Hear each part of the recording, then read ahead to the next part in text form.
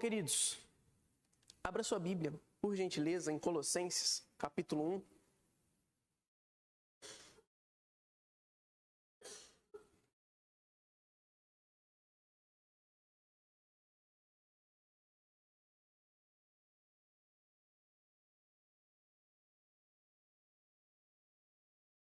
Colossenses, capítulo 1, do verso 15 ao 23, nós veremos que o Filho, o nosso Senhor Jesus Cristo, ele é louvado. Diz assim a palavra do Senhor: Ele é a imagem do Deus invisível, o primogênito sobre toda a criação, pois nele foram criadas todas as coisas, nos céus e na terra, as visíveis e as invisíveis, sejam tronos, sejam soberanias, poderes ou autoridades. Todas as coisas foram criadas por ele e para ele. Ele é antes de todas as coisas e nele tudo subsiste. Ele é o cabeça do corpo, que é a igreja. É o princípio e o primogênito dentre os mortos, para que contudo tenha a supremacia.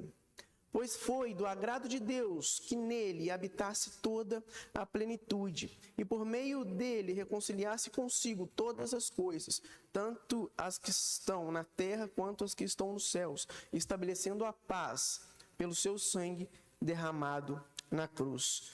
Antes, vocês estavam separados de Deus, e na mente de vocês eram inimigos por causa do mau procedimento de vocês. Mas agora ele os reconciliou pelo corpo físico de Cristo, mediante a morte, para apresentá-los diante deles santos, inculpáveis e livres de qualquer acusação. Desde que continuem alicerçados e firmes na fé, sem se afastarem da esperança do Evangelho que vocês ouviram e que tem sido proclamado a todos os que estão debaixo dos céus. Esse é o Evangelho do qual eu, Paulo, me tornei ministro. Senhor, mais uma vez nós queremos louvar ao Senhor, ó Deus, a nós estarmos atentos à Tua palavra, à pregação do Teu Evangelho. Nos dê poder, Deus, para prestarmos atenção em tudo o que é exposto através da Tua palavra. Em nome de Jesus Cristo. Amém. Irmãos, imagine a seguinte situação.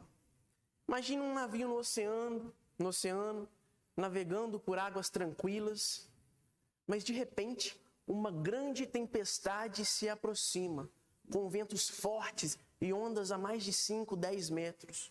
O navio então ele é jogado de um lado para o outro e a tripulação luta firmemente para mantê-los a salvo. No meio então dessa tempestade, um marinheiro se destaca.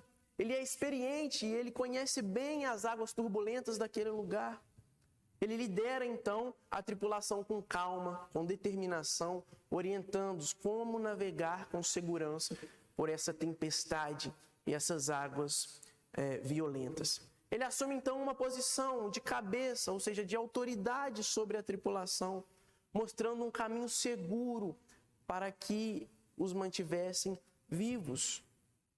Em meio a essa tempestade, o navio ele sofre graves danos, mas o marinheiro ele lidera a equipe em uma série de reparos, a fim de que o navio ali se emerge da tempestade ileso, com a tripulação segura e aliviada.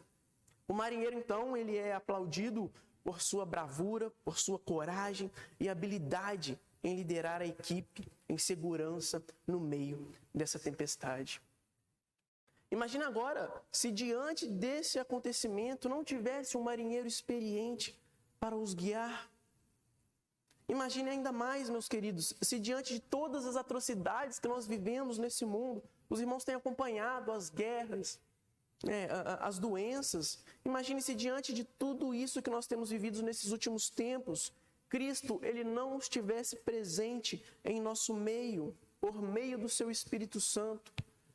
Se Deus tivesse apenas nos criado e nos abandonado ao nosso bel prazer, apesar da degradação do ser humano por causa do pecado, ainda há uma certa harmonia, há um certo equilíbrio entre a raça humana. Se não fosse assim, nós estaríamos vivendo piores do que animais. Pois bem,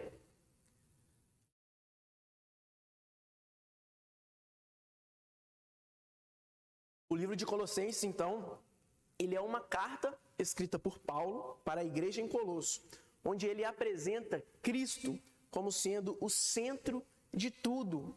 E não ao contrário, quando nós já dizemos aqui várias vezes, orientando aos irmãos, exortando aos irmãos e ensinando que Cristo é o centro de tudo e não o ser humano. Não somos nós, não é eu e você o centro das coisas, mas é Cristo. Os irmãos já perceberam que em quase todas as mensagens que eu trago em serviço aos irmãos, eu sempre faço uma crítica a esse evangelicalismo que o mundo evangélico, o mundo cristão tem se tomado.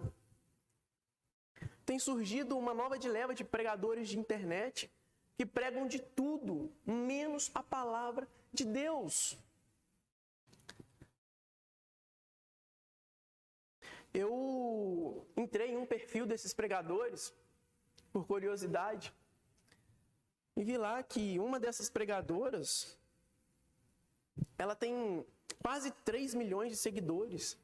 Eu fiquei estarrecido por causa disso. Eu entrei também nas redes sociais de alguns pregadores relevantes na comunidade nacional e internacional. Homens que estudam, se dedicam, passam a sua vida em prol da palavra de Deus, do ministério da palavra. Quantos aqui conhecem o pastor Augusto Nicodemos? Sabe quantos seguidores ele tem em uma de suas redes? Pouco mais de 800 mil. O pastor Hernandes, pouco mais de 1 milhão. Jonas Madureira, grande pastor batista, 170 mil. O grande estudioso John Piper, apenas 116 mil seguidores. Pastor Edinaldo Bezerra, amém? Bom, nosso pastor. Mas, queridos, sabe, a sociedade ela está fadada cada vez mais ao fracasso, porque nós somos influenciados por coisas como essa. Nós damos importância àquilo que não merece ter a nossa atenção, a nossa importância. Dizer que para que um iPhone 14 fosse 14, antes ele teve que ser o 13, o XR, o 7. Queridos, isso não é pregar a palavra de Deus. Isso não traz um arrependimento verdadeiro. Isso não é o que nos dará um relacionamento fiel, um compromisso fiel ao Senhor. Aqui no capítulo 1, dos versos 15 a 23, Paulo nos exorta, nos apresenta uma visão gloriosa de quem é Jesus Cristo e das obras que ele realizou. E nesse sermão, queridos, nós vamos explorar esses versos e descobrir o que eles nos ensinam sobre a natureza e o propósito de Jesus Cristo.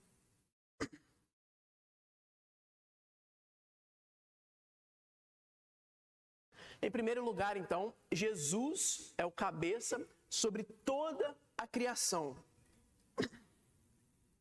Veja o verso 15. Paulo aqui ele começa dizendo que Cristo é a imagem do Deus invisível. A invisibilidade de Deus, queridos, ela é nos ensinada já nas primeiras páginas da Bíblia, tendo servido como base para a proibição de imagens que representassem já a partir dos tempos do Êxodo. De fato, a essência de Deus, ela é invisível. E Jesus ensinou que ninguém jamais viu o Pai, exceto Ele próprio. E em Cristo, o homem, ele pode ver Deus. Ele, o nosso Senhor Jesus, é a imagem visível daquele que é invisível. Imagens e ícones de ouro, de prata, de gesso, de madeira, de pedra, elas são abomináveis ao Senhor, como diz em Salmo 115, do 3 ao 8. Mas veja, queridos, que Jesus é o ícone vivo de Deus. Basicamente, isso significa que Cristo é Deus em forma visível. Ele ainda continua dizendo que Cristo é o primogênito de toda a criação. A princípio, essa expressão de primogenitura, ela pode sugerir que Cristo foi o primeiro a ser criado entre todas as coisas. Esse entendimento, porém, ele nega absolutamente a divindade de Jesus. Ela não se harmoniza com a cristologia claramente exposta no Novo Testamento. E além disso, queridos, nós devemos lembrar que o propósito de Paulo, aqui nesta carta, ao escrever a carta de Colossenses, é ressaltar a supremacia do nosso Senhor Jesus Cristo. E primogenitura, essa palavra ela pode ser um tanto quanto confusa, porque ela implica que Cristo foi o primeiro a ser criado, como afirma a doutrina dos testemunhos de Jeová. Mas, em vez disso, o termo primogênito refere-se a uma posição de autoridade, uma posição de honra. Ser o primogênito significa manter uma posição honrada. Ou seja, Cristo tem o direito de primogenitura sobre tudo o que foi criado. Paulo, no verso 16, então, ele imediatamente explica o papel de Jesus na criação. Veja, pois nele foram criadas todas as coisas, nos céus e sobre a terra, as visíveis e as invisíveis, sejam tronos, sejam soberanias, quer principados, quer potestade. Tudo foi criado por meio dele e para ele. Isso quer dizer, queridos, que Jesus, ele não foi criado, mas ele é o Criador de todas as coisas. Ele é Deus e tudo convergirá nele, que exerce supremacia absoluta sobre o universo. Assim, então, a expressão usada por Paulo está longe de dizer que Cristo foi o primeiro a ser criado, mas antes significa que ele é quem tem o direito de primogenitura sobre toda a criação, como herdeiro principal e senhor dela. Veja Hebreus capítulo 1, verso 1 e 2.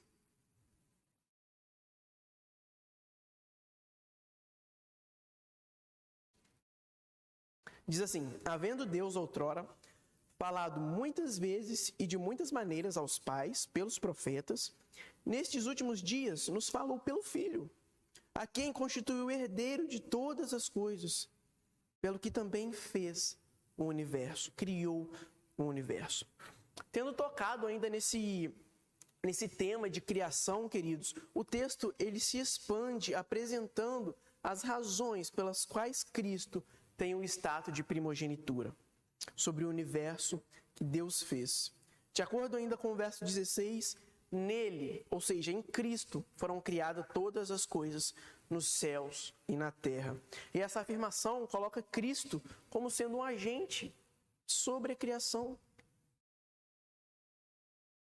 Paulo ainda expressa que tudo o que existe, quantas coisas materiais e imateriais, veio à existência pelo ato criador do Filho, ou seja, de Jesus Cristo.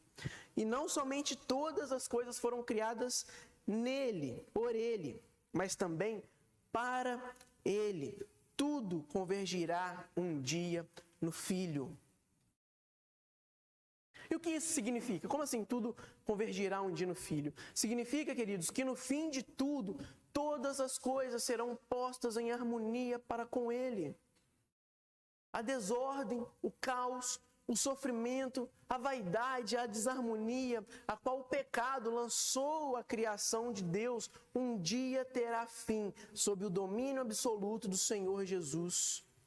Romanos 8, 19 a 22 diz assim: a ardente expectativa da criação aguarda a revelação dos filhos de Deus, pois a criação está sujeita à vaidade, não voluntariamente, mas por causa daquele que a sujeitou, na esperança de que a própria criação será redimida do cativeiro da corrupção para a liberdade da glória dos filhos de Deus. Porque sabemos que toda a criação, a um só tempo, geme e suporta angústias até agora.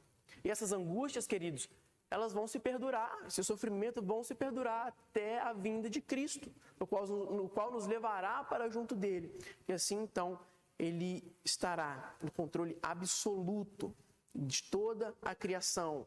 Não existirá mais desordem, não existirá mais caos, não existirá mais sofrimento, não existirá mais doença. Em segundo lugar, Jesus é o cabeça sobre a criação e a reconciliação. Veja o verso 18 a 20. Quando Paulo afirma no verso 18 que Cristo, ele é o princípio, a ideia dominante é de que ele é o originador, ele é o fundador de tudo. E quando nós fazemos essa conexão com a realidade da igreja, é possível que o texto se refira não somente à origem do universo, mas também à criação do novo homem em Cristo. A igreja, de fato, ela é considerada no Novo Testamento a nova criação de Deus. Algo que veio à existência porque ele, diante das trevas em que assolava o coração dos salvos, ele disse: haja luz. E diante disso é possível que o texto aponte para Cristo como agente também da nova criação. O princípio de tudo, inclusive da nova raça, da raça dos eleitos de Cristo, a raça dos filhos de Deus, o povo exclusivo de Deus. E ele próprio disse isso expressamente a Pedro, em Mateus 16, 18, que diz: eu edificarei a minha igreja. Então veja que ele também é o originador do povo de Deus. Não existiria povo de Deus se não fosse o Cristo, o qual morreu por nós, para nos dar a vida eterna. A ressurreição de Cristo, meus irmãos, ela foi uma espécie de prenúncio da ressurreição dos crentes em geral. Por isso é que o versículo 18, ele prossegue com a afirmação de que ele é o primogênito dentre os mortos. E de fato, Jesus, ele foi o primeiro ser a ressuscitar, o chamado corpo da ressurreição, ou seja, um corpo que não se deteriora, um corpo imperecível. Cristo foi o primeiro a ressuscitar definitivamente num corpo glorioso, revestido de imortalidade. Por isso é que ele foi o princípio também da nova criação de Deus. Ele foi o inaugurador de uma nova humanidade, a humanidade formada por homens celestiais. E Cristo ainda, queridos, ele desempenha uma função crucial na sua relação com o universo e com a igreja para que tenha absoluta e total supremacia.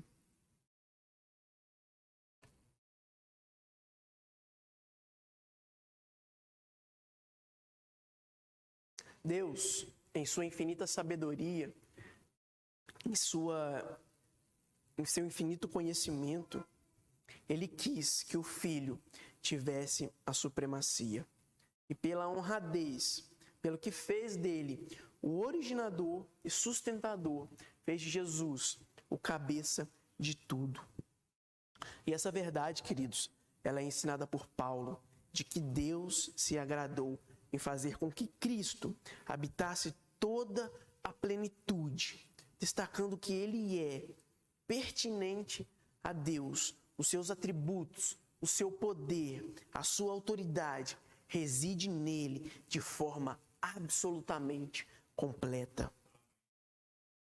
O texto ainda nos fala da perfeita divindade de nosso Senhor, pela qual ele criou e sustenta tudo o que há, pelo qual ele exerce toda a autoridade sobre o mundo e sobre a igreja. Ele é o cabeça. O texto ainda continua a nos ensinar, queridos, que a vontade de Deus consiste em fazer com que o Filho fosse instrumento da reconciliação entre ele e todas as coisas, tanto as que estão na terra, quanto as que estão nos céus. Qual então seria o sentido da reconciliação mencionada no texto? A palavra que o Novo Testamento geralmente usa para a reconciliação diz a respeito da restauração de um relacionamento cuja harmonia se perdeu. Porém, o termo usado aqui por Paulo em Colossenses 1, no verso 20, ele geralmente que também significa restauração da paz. Mas Paulo usa ainda para indicar uma realidade, unida em perfeita harmonia com Deus. E quanto então a essas coisas celestiais? De fato, não há dúvida aqui de que Paulo tinha em mente as coisas celestiais, as coisas espirituais. Entretanto, é certo que os santos, os anjos, eles não precisam de reconciliação. Assim também como é certo de que não há uma provisão para a restauração daqueles anjos caídos. O verso 20 ainda diz que a restauração da paz foi possível somente ao sangue de Cristo na cruz. Isso, irmãos, mostra o alcance da obra de Cristo no Calvário. É por meio desse sacrifício que toda a desordem a qual o pecado lançou nesse mundo pode ser solucionada. É desse modo que a cruz neutraliza todos os efeitos do pecado. A violação da vontade divina, ela não gerou somente culpa, mas ela também gerou uma inimizade e uma desordem. O sangue de Cristo, ele não foi derramado apenas para anular a culpa do pecado, mas também para destruir a inimizade e pôr um fim na desordem. Para nós, crentes em Cristo, o sangue que manchou o madeiro agiu ainda ao tempo da nossa conversão, removendo a culpa do pecado, a inimizade com Deus quando nós cremos, mas ainda agirá no futuro, meus irmãos, restabelecendo a ordem do universo caído. Veja aqui em Atos, capítulo 3, verso 19 a 21, ele vai dizer: arrependei-vos, pois, e convertei-vos para serem cancelados os vossos pecados, a fim de que da presença do Senhor venham tempos de refrigério, e que envie Ele o Cristo, que já vos foi designado, Jesus, ao qual é necessário que o céu receba até aos tempos da restauração de todas as coisas, de que Deus falou por boca dos seus santos profetas desde a antiguidade. Como então o aspecto dessa reconciliação se aplica aos crentes?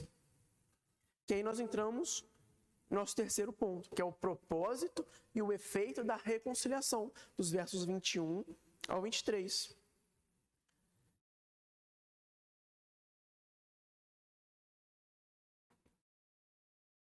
Paulo aqui, ao falar sobre a reconciliação, ele naturalmente se volta para o aspecto de que essa realidade se aplica aos crentes.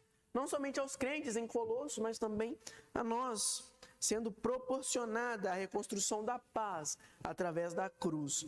Os homens são beneficiados por ela quando respondem positivamente ao Evangelho.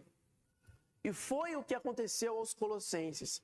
O apóstolo aqui, ele descreve as condições deles antes de tornarem cristãos, dizendo que estavam separados de Deus. O verso 21, e a vós outros também, que outrora éreis estranhos e inimigos no entendimento, pelas vossas obras malignas. A palavra, queridos, usada por Paulo, denota alguém estranho, alguém excluído, alguém que foi separado. E de fato, antes da conversão, os colossenses, eles eram pessoas distantes de Deus e da salvação, separadas e banidas da comunhão com Ele por causa do pecado. Eles também tinham seus inimigos. Sua oposição contra Deus se manifestara na mente, ou seja, o seu raciocínio, os seus pensamentos, as suas emoções, as suas inclinações. Isso tudo denota que eram pessoas distantes de Deus. As inclinações interiores daquelas pessoas, seus pensamentos e desejos, as suas vontades, tinham sido, outrora, completamente hostis ao Senhor, que envergonhavam o nome do Senhor, que era contra ao Senhor. Efésios 2, o verso 3, nos diz: entre os quais todos nós andamos outrora, segundo as inclinações da nossa carne, fazendo a vontade da carne e dos pensamentos, e éramos, por natureza, filhos da ira, como também os demais. a forma como essa inimizade se expressa através do mau procedimento, as obras da perversidade que os colossenses praticavam nos dias da sua incredulidade eram provas concretas da sua inimizade contra o Deus Santo. É evidente que essa descrição não cabe somente aos colossenses, há quase 2000 anos atrás, mas elas também, irmãos, se encaixam a todos os descrentes de qualquer lugar ou qualquer época. O benefício da morte de Cristo, porém, alcançou aquelas pessoas. Os versos 21 e 22 mostram o contraste entre o antes e o agora.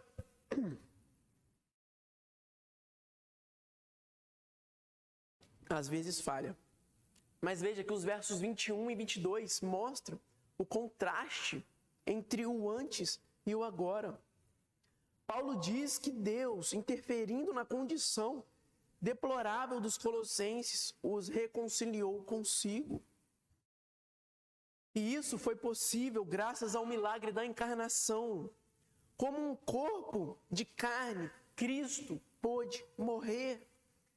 A sua morte apaziguou a ira de Deus e tornou possível a reconciliação do homem com Deus.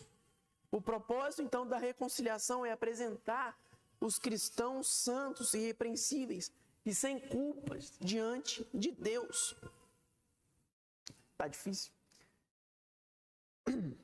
Mas veja então, queridos, que a reconciliação com Deus não é apenas uma mudança de um status legal, mas é uma transformação de todo ser que passa a viver uma nova identidade, em uma nova novidade de vida. Essa nova vida é caracterizada pela santificação, pela renovação da mente e pelo fruto do Espírito Santo. Amém? Eu deixei a conclusão, a ilustração aqui para o final, para que fique um pouco mais claro a respeito desses 3 pontos que nós listamos aqui. Veja que, em primeiro lugar, Jesus é o cabeça sobre toda a criação. Assim como aquele marinheiro liderou a tripulação através da tempestade, Jesus lidera toda a criação com sabedoria e poder, mantendo o universo em um equilíbrio. Em segundo lugar, Jesus é o cabeça sobre a criação e a reconciliação. Assim como o marinheiro liderou aquela equipe em segurança através da tempestade, Jesus, queridos, ele lidera uma nova criação, reconciliando-a com Deus e com os outros, trazendo paz, harmonia em meio ao mundo tumultuado e dividido.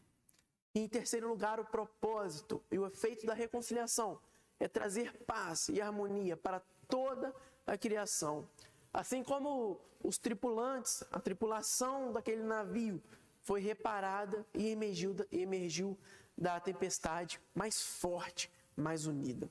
A nova criação em Cristo, ela é reparada e fortalecida para enfrentar as dificuldades da vida, com a certeza da vitória final em Cristo Jesus.